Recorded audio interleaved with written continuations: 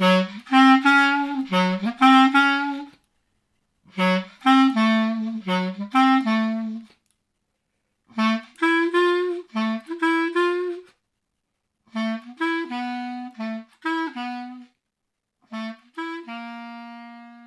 revue Rue Saint-Ambroise et l'association Rue du Conservatoire vous proposent deux nouvelles de Colette.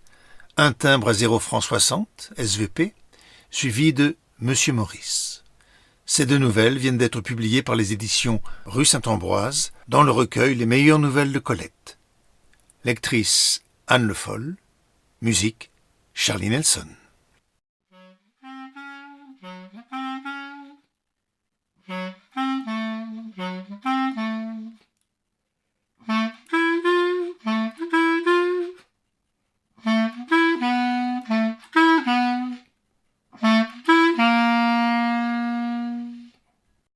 Un timbre à 0 francs 60, SVP. Je connais une aimable dame âgée qu'une pension civile modeste, mais pour le reste de ses jours à l'abri du besoin. Je ne vous raconte pas cela uniquement pour me vanter de mes belles relations, mais je veux jeter quelques lumières sur la vie accidentée et mal connue des pensionnés civils. La dame âgée s'en va, il y a une quinzaine de jours, au ministère des Finances pour toucher son trimestre, comme d'habitude. Comme d'habitude ? Non point. Le génie de l'aventure veillait. Il veillait ce jour-là dans la salle des caisses et voltigeait au-dessus du guichet 75, où une préposée prit des mains de la dame âgée son titre de pension et un certificat de vie. Puis elle chercha, trouva une fiche, la joignit au titre et certificat et passa le tout à une deuxième préposée. Celle-ci, à la hâte et comme craignant les responsabilités, confia le tout à un petit jeune homme songeur qui disparut.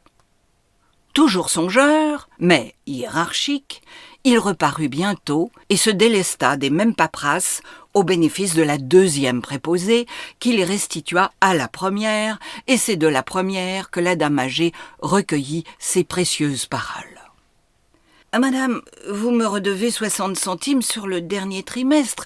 Le notaire vous a délivré par erreur un certificat de vie pour pension militaire et vous êtes pensionné civil. Voulez-vous aller chercher au guichet 29 un timbre à 0 francs 60 ? Oh, je m'excuse de vous déranger, mais il n'y a pas de ma faute. » « C'est trop juste, » répliqua la dame âgée, déjà en route pour le guichet 29.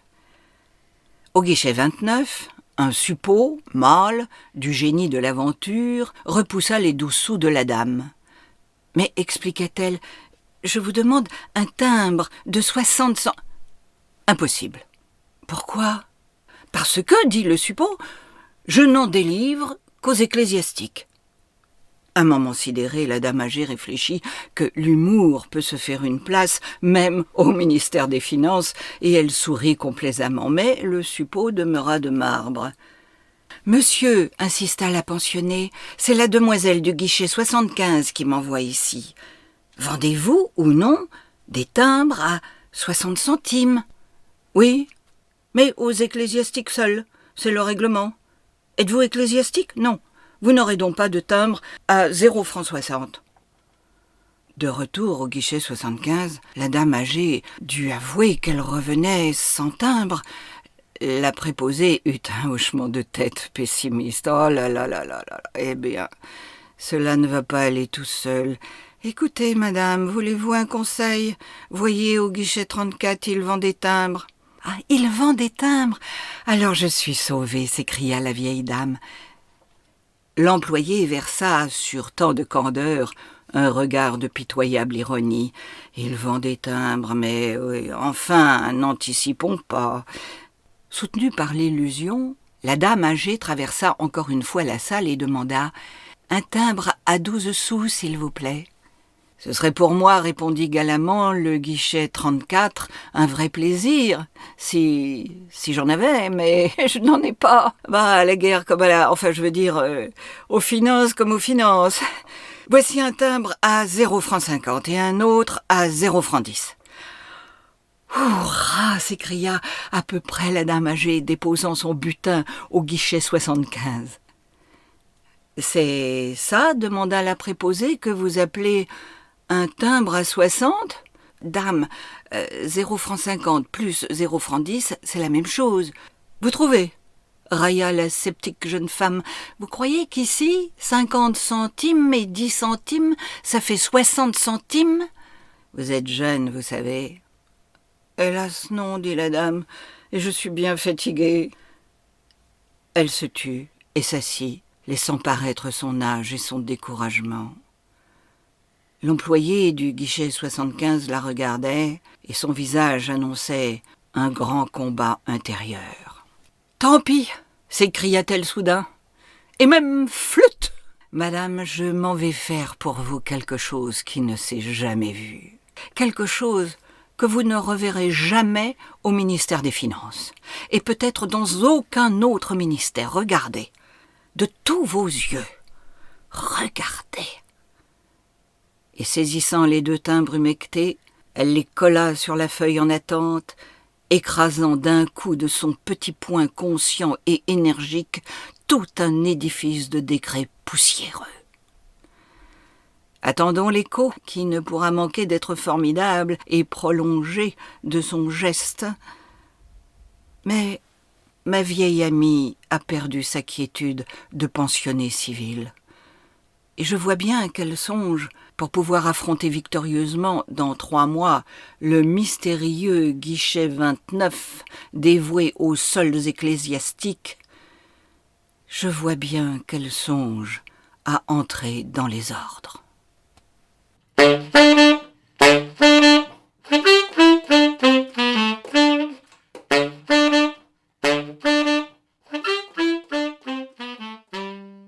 Monsieur Maurice. Ce contentement puéril, cette allégresse lycéenne et bureaucratique qui épanouissait Maurice Houssayeau, il ne les avait pas éprouvés 8 jours auparavant, lorsque le président du Conseil, faisant appel à son expérience des choses de la terre et à son influence régionale de député châtelain, l'avait pourvu du portefeuille du tourisme et de la motoculture. Mais le grand cabinet de travail du ministère l'enchantait, et son bureau historique, et son tapis d'aubusson. Un jardinet vert et sans fleurs emplissait jusqu'à leur cintre les hautes portes-fenêtres. Un buste de marbre en perruque mirait dans la glace son dos creux, et le chef de cabinet de Maurice Houssayeau ajoutait à sa familiarité d'amis une nuance juste de nouvelle déférence. Houssayeau venait de paraffer son premier courrier d'une main qui ne se lassait pas. « C'est tout, Vattier ? Tout pour aujourd'hui, mon cher maître, tu es libre. Je t'emmène ? Merci, non. Je te prépare ta besogne de demain. Ah, et puis il y a cette sacrée circulaire des blés. Et ton discours à l'industrie hôtelière, tu y as songé ? Oui, mais moi aussi. Il faut que tu tiennes là un succès d'arrivée. Ne t'en fais pas, j'ai ma nuit pour ça. Il est très important que tu ne te claques pas le premier mois. Ah, et puis il y a encore là ces 2 personnes de ton pays qui attendent depuis 2 heures. Quelles personnes ? Les sténodactylos. Veux-tu que j'en fauche une au petit bonheur ? Tu n'as qu'un poste. Tu as leur nom ? Voilà, mademoiselle Valentin et mademoiselle Lajarisse, toutes 2 de Cransac. Lajarisse ? Lajarisse ? Ils sont 300 Lajarisse dans mon arrondissement, 60 rien que dans le bourg. Quelle Lajarisse ? Je les renvoie, je les fais revenir. » Vattier dansait de zèle d'un pied sur l'autre avec cette agilité de coiffeur et d'acrobate qui lui était venue brusquement en même temps que sa situation auprès de Houssayeau. Houssayeau répétait le nom à désinence méridionale en caressant du regard son jardin vert et mélancolique. La coupe rose gagnait ses joues d'anciens beaux blonds et un petit ventre rond, remonté par une ceinture, marchait devant lui comme un coussin à reliques. « Je vais les voir, décida-t-il. Tu comprends, elles sont de Cransac, berceau de mon élection. Il n'y a plus personne à côté ? Tous partis, c'est toujours les patrons qui veillent. Je vais les voir en partant. Ici, elles me raconteraient des histoires de Cransac pendant une demi-heure. L'une après l'autre, hein. Je ne veux faire de peine à personne. Vattier s'éclipsa sur un petit rire cruel et Houssiot, en par-dessus, son chapeau à la main, passa dans un bureau voisin dont l'indigence bien ministérielle, mur de plâtre défraîchi et bureau de sapin jaune, ne l'attrista pas. « Mademoiselle, vous êtes originaire de Cransac ? Asseyez-vous, je vous en prie. »« Oh, monsieur le ministre !» Une grande fille balbutiait de confusion, mais le regardait avec une hardiesse d'esclave qui connaît son prix. Une brune, rare, certes, une brune ambrée, au petit nez impérieux et téméraire sous sa timidité feinte. « Ah, ces filles de mon pays, quelle reine !» se disait Maurice Houssiot pendant qu'il posait à mademoiselle Valentin quelques questions négligentes. « Oui, oui, monsieur le ministre, oh, bien sûr, monsieur le ministre. J'ai débuté comptable chez Van Avant, rue Grande, sur le coin. Monsieur le ministre voit, mais je suis bonne dactylo, sur toute marque, et bonne sténo. C'est mon père qui a mis la banderole en travers de la rue Grande quand l'élection de monsieur le ministre a été connue, il y a 2 ans. Monsieur le ministre se rappelle ? Elle lui parlait à la 3e personne, comme une femme de chambre, mais en baissant les yeux, comme une fille éprise. « Elle joue sa chance, se disait Houssiot. Elle a raison. Elle peut prétendre à tout. Elle régnerait sans s'étonner. Elle est de Cransac. Quelle parure dans ce bureau et cette tête sur mon épaule. Un de mes secrétaires vous avisera, mademoiselle. » Elle dévoila ses yeux, grands et effilés au coin comme ceux des cavales de sang. « Est-ce que monsieur le ministre me laisse un peu d'espoir ?»« Je crois bien. » Il lui tendit la main, serra une main froide de jouvencelle émue et la regarda avec plaisir heurté en sortant son siège et se tromper de porte. Il retournait à son bureau lorsqu'un long miroir lui fit affronter son image, l'image, hélas, d'un grand et gros homme grisonnant. Il s'en affligea plus que de coutume. On ne peut pas tout avoir. Il y a un âge où... Tiens, et mademoiselle Lajarisse, si je la faisais expédier par Vattier. Mais une ombre courte barrait déjà la porte, et mademoiselle Lajarisse, cinquantenaire, un peu ridée, un peu tassée, gants de coton et chapeau à cassis noir, se tint devant lui sans parole. « Vous êtes de Cransac, mademoiselle ? C'est là une recommandation, assurément. J'aime tant mon Cransac et mes Cransacois. Je suis fixée à Paris depuis 17 ans. Caissière, sténo, dactylo, travaux de bibliothèque. Bon, nous allons voir ça. Non, pas de papier. Vous les remettrez à un de mes secrétaires s'il y a lieu. Lajarisse ? Quel Lajarisse ? Celui du pont ? Non, celui de la montée, vers la route de Castex. Ah oui, je vois. Il sourit en fermant à demi les yeux. La montée vers la route de Castex ? Il descendait autrefois à Cransac par cette route-là à cheval, salué par tout ce que le Cransac en jupon comptait de douteux et de séduisant, fille de fabrique, femme oisive, penchée au balcon forgé. Ah, je vois, c'est loin. Hein.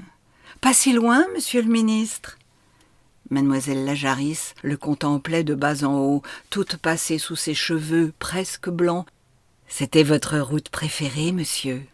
Tout le monde s'en souvient là-bas. Moi aussi.